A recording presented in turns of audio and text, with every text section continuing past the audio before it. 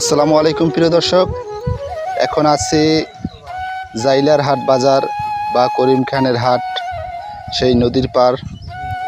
জ্যৈষ্ঠ মাসের সকালবেলা। এখন কিন্তু আস্তে আস্তে গরম পড়া শুরু করবে, সূর্যের আলো উদিত হইতেছে। আশপাশের পরিবেশটা দেখেন, ধান মলার পরে কুটা আছে আর প্রচণ্ড রোদ উঠতেছে। মনে হয় আজকে খুব গরম পড়বে। পরিবেশটা শান্ত, খুবই ভালো লাগবে দেখে।